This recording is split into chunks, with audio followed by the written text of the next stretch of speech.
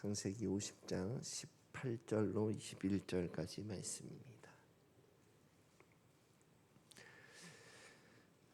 함께 한 목소리로 합독하겠습니다. 시작.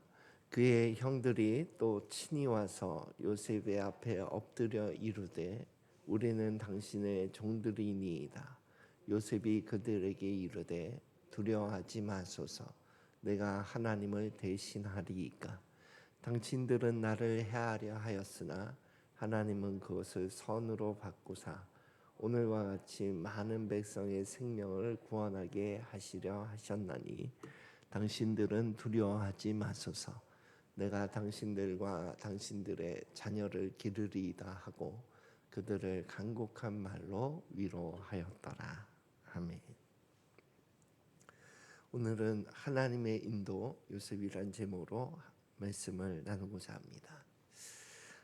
요셉의 삶은 뭐 우리가 너무 많이 들어서 잘 알고 있겠지만 야곱의 이제 아들로 태어나서 특별한 사랑을 받으면서 자랐어요. 그것이 이제 형제들의 시기가 되어서 노예로 팔아버리죠. 그래서 그 삶이 애굽에서 보디발 장군의 노예로의 삶을 쭉 지내다가 또 보디발 장군의 아내의 유혹을 뿌리치면서 또 누명을 덮고 감옥으로 가게 되고 거기서 감옥에서 또 하나님의 어떤 형통하시는 은혜를 받고 또 그 안에서도 잘 지내다가 꿈을 해석해 주어서 그래서 이제 왕에게 발탁되어서 총리까지 올라가는 그러한 삶을 살고 그리고 말미에 이제 그 야곱의 아들들 야곱의 가족들이 다 애굽으로 이사 올 수 있도록 그렇게 하는 역할을 감당했던 삶이 요셉의 삶이었습니다. 그런데 요셉의 삶은 하나님의 뜻을 이루는데 그 하나님이 인도하시는 삶의 어떤 전형적인 모습을 좀 보여준다 이렇게 볼 수가 있습니다. 그래서 족장 시대에 하나님께서 이루시고자 하는 단기적인 그 뜻은 뭐였냐면 하나님의 나라 백성을 만드는 게 하나님의 뜻이었어요. 그래서 아브라함을 택하시고 그리고 이삭과 야곱과 요셉을 거치면서 이제 민족으로서 이제 사람을 민족으로서 만들어가는 과정을 이루어가는 과정이 이제 족장 시대라고 볼 수 있는데 그런데 하나님의 뜻을 우리가 따라가려면 하나님과 소통이 되어야 하는데 구약 시대에는 하나님이 아마 뭐 하나님이 우리 오늘 신약 시대도 마찬가지지만 우리는 하나님이 우리를 찾아오시는 은혜가 있어야 되는 것 같아요.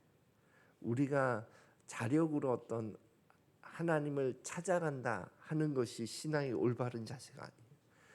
하나님이 우리 삶에 찾아오시는 은혜가 있어야 하나님께 쓰임 받는 삶이 시작되는 것 같습니다. 그런데 구약 시대에는 보통 위에서 아래로 그러니까 하나님이 뭐 천사를 보내주셔서 메시지를 전하신다든지 아니면 요셉의 경우와 같이 꿈을 통해서 하나님의 뜻을 전달하신다든지 이런 경우가 많았고 오늘날은 신약 시대 성령께서 이제 내재하시는 시대잖아요. 이때에는 우리 안에서 밖으로 그러니까 하나님이 우리 안에 거하시면서 하나님의 말씀하시는 것을 우리가 분별해서 따라가는 것을 통해서 하나님의 뜻을 분별하고 발견하고 또 순종하고 이렇게 가는 것이 오늘날 시대에 하나님과 소통하는 방법인 것 같습니다.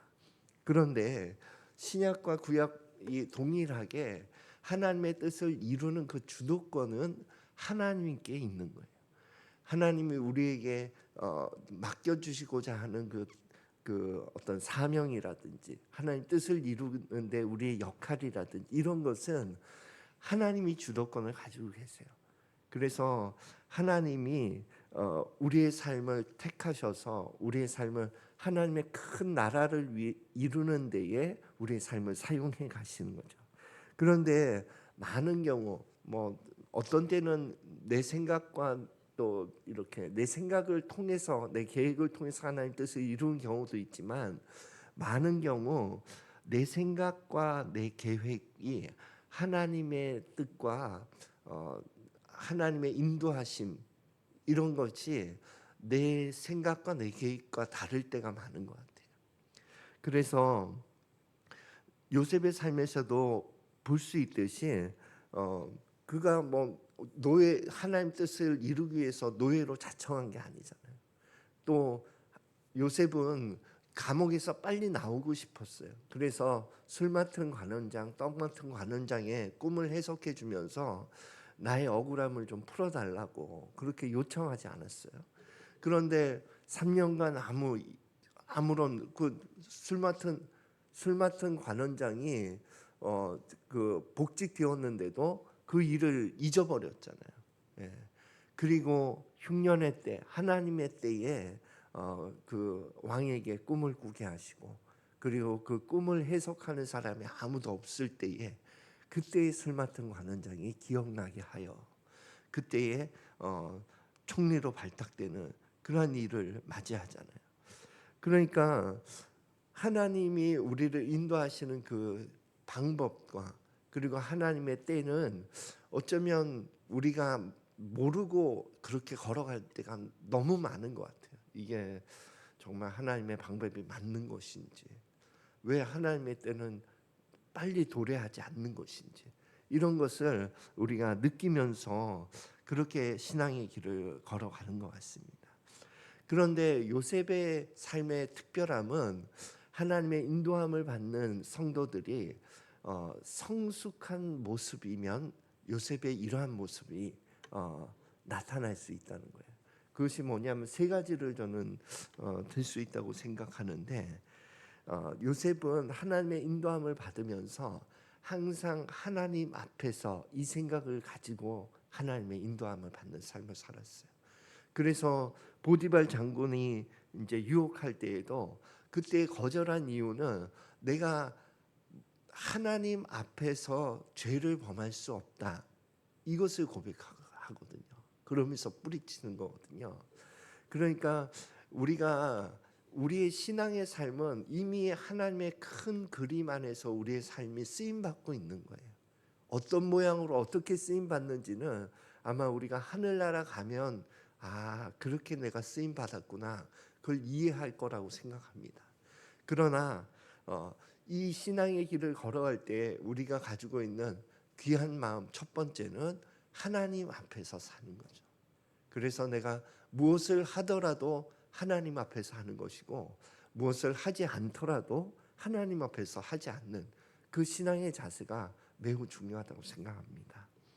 그리고 두 번째는 그럼에도 불구하고 우리의 어떤 어려움과 우리의 부족함과 연약함에도 불구하고 하나님께서 함께 하심으로 형통한 삶으로 인도하세요. 그러니까 다윗의 그 고백이 정말 신앙인의 고백인 것 같아요. 우리가 사망의 음침한 골짜기를 갈지라도 하나님께서 함께 하신다는 그것이 형통의 내용인 것 같거든요. 요셉의 삶도 감옥에 있는 게 무슨 형통입니까?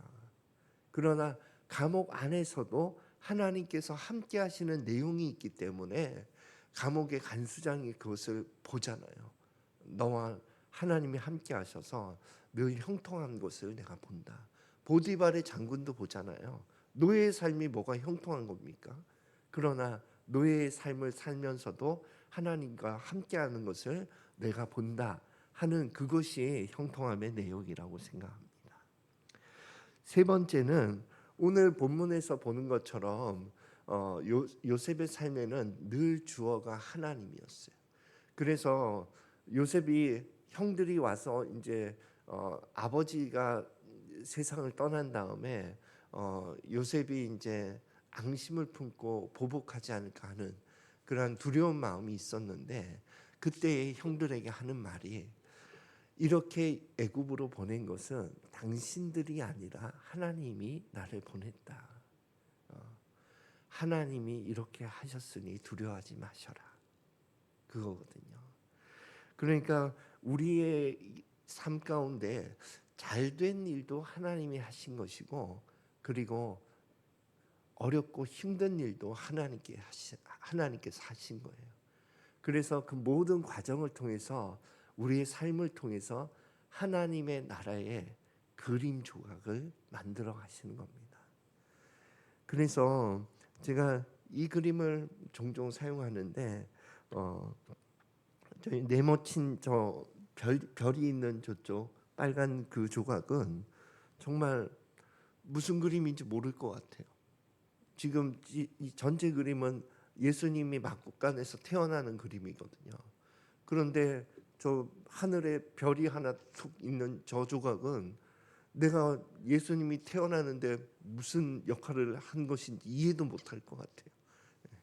그러나 그 조각이 있어서 저 그림이 완성되는 것처럼 하나님의 정말 크고 원대하여 그 뜻을 우리가 다 이해할 수 없을지라도 우리의 삶이 하나님께 쓰임 받으며 하나님 나라를 이루어가는 한 조각의 삶으로 쓰임 받는 것, 그것이 하나님의 인도함 받는 삶의 본질이고 내용이 되는 것입니다.